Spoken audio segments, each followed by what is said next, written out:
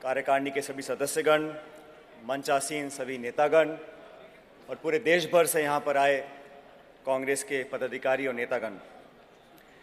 साथियों, आज का जो कार्यक्रम है ये कांग्रेस पार्टी की ऐतिहासिक जिम्मेदारी को निभाने के लिए यहाँ पर बुलाया गया है। जनवेदना आज सिर्फ इस सभाघर में नहीं, लेकिन इस देश के 125 करोड़ आबादी में हर व्यक्ति इस बात को महसूस करता है कि 8 नवंबर को प्रधानमंत्री ने जो घोषणा करी वो नोटबंदी की घोषणा ज़रूर थी, लेकिन पिछले 60 दिनों में नोट बदली हो रही है। हाहाकार मचा है ग्रामीण क्षेत्र में, शहरी क्षेत्र में, दिहाड़ी करने वाले को, खेत मजदूर करने वाले को, जो दिन भर मेहनत करके अपने बच्चों का पेट पालता है, उस पर आज क्या गुजर रही है, उसकी वेदना को समझने के लिए, प्रकट करने के लिए आज कांग्रेस पार्टी यहाँ पर एकत्रित हुई है। राहुल गांधी जी ने भी कहा कि प्रधानमंत्री जी योगा करते हैं लेकिन पद्मासन नहीं करते। बिल्कुल सही बात है राहुल साहब। राहुल गांधी जी, प्रधानमंत्री को पद्मासन करने की जरूरत नहीं है। उन्होंने पूरे हिंदुस्तान का शीर्षासन कर रखा है। पूरे हिंदुस्तान में आज ऐसे हालात बचे हुए हैं और जवाब देने को तैयार नहीं है। ना पार्लियामेंट के अंदर, ना पत्रकारों को कोई सवाल नहीं पूछ सकता।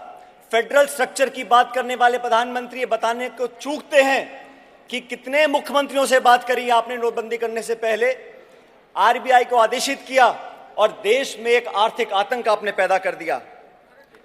साथियों, इस देश में भाजपा के नेता बोलते हैं कि हम भारतीय संस्कृति का संरक्षण करने वाली पार्टी हैं।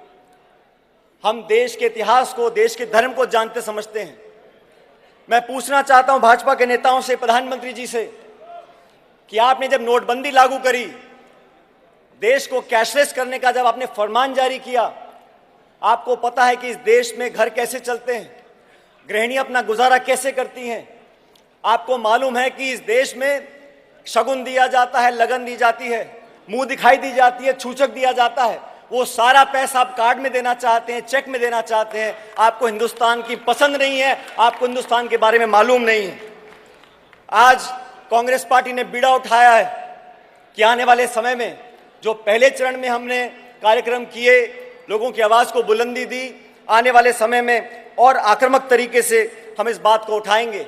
भाजपा बोलती थी, प्रधानमंत्री ने बोला काला धन, आतंकवाद, अलगाववाद, फर्जी नोट, फेक करेंसी सब खत्म हो जाएगा।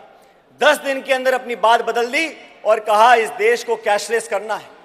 वो 100 रुपए का नोट जो कई बार हाथ बदलता है, उस पर कोई खर्चा नहीं होता, लेकिन वही 100 रुपए का अगर आप कार्ड से इस्तेमाल करोगे तो हजारों लाखों रुपए खर्च होते हैं उसी 100 रुपए को इस्तेमाल करने के लिए।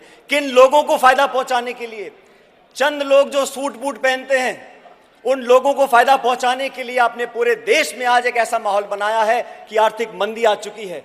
अभी चिदम्बरम साहब ने बोला, मनमोहन सिंह जी ने बोला, इस देश को पीछे धकेलने का काम आपने किया है। आज महंगाई हो, भ्रष्टाचार हो, अपराध हो, हमारे दलित भाई बहन, हमारी महिलाओं के साथ शोषण हो रहा है, उस पर ध्यान बटाने के लिए आपने नोटबंदी का फरमान जारी किया है।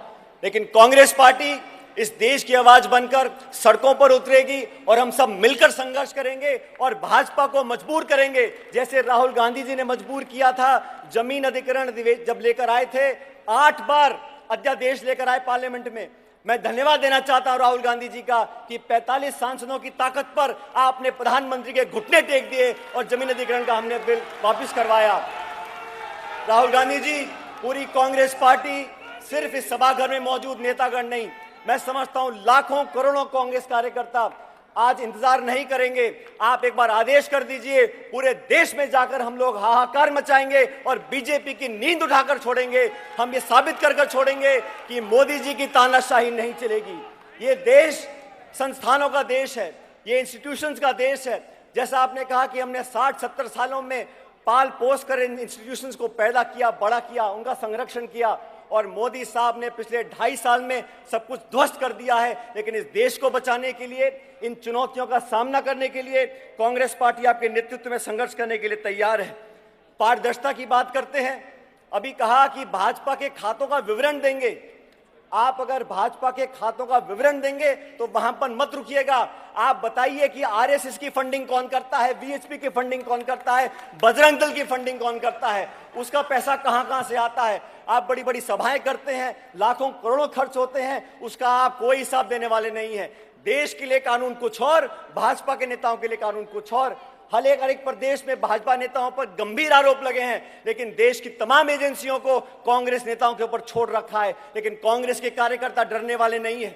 हम लोगों का 130 साल पुराना इतिहास है दोस्तों, हमको मिलकर संघर्ष करना है। आज देश को जरूरत है, आवाम को जरूरत है। राहुल गांधी के नेतृत्व में पूरी कांग्रेस पार्टी एकजुट होकर सब लोग, सब वर्ग के समय हम संघर्ष करेंगे। और मैं अंत में इतना कहना चाहता हूं कि इस देश को नोटबंदी के जाल में फंसाकर आप अपनी जिम्मेदारी से बचना चाहते हैं। आज देश के प्रधानमंत्री को चाहिए, व्यक्ति किसी पार्टी किसी दल का हो, अगर देश को तोड़ने की बात करता है तो आपको कठोर कदम उठाने चाहिए। मैं पूछना चाहता हूं भाजपा के नेतृत्व से, मोदी साहब से, कि आपने क्या कदम उठाया साक्षी महाराज के खिलाफ, योगी आदित्यनाथ के खिलाफ। ये लोग जो देश और समाज को तोड़ने की बात करते हैं, इनको आप मुंह बंद कर मौन स्वीकृति देते हैं और आप विकास की बात करते हैं, स्किल इंडिया की बात करते हैं, डेवलपमेंट की बात करते हैं। अब देश समझ चुका है, आप लोगों को और प्रभावित नहीं कर सकते। आज के अधिवेशन के बाद मैं समझता हूं नई ऊर्जा और ताकत से कांग्रेस के तमाम नेता और कार्यकर्ता सड़कों पर उतरेंगे और इस नोटबंदी के खिलाफ देश में जो आवाज उठानी है, उसको राहुल गांधी के जो आज खुलासा होगा हमारे आने वाले कार्यक्रम का, उसको पूरा करने का काम करेंगे। मैं धन्यवाद देना चाहता हूं आपका कि मुझे आपने बोलने का मौका दिया। जय हिंद।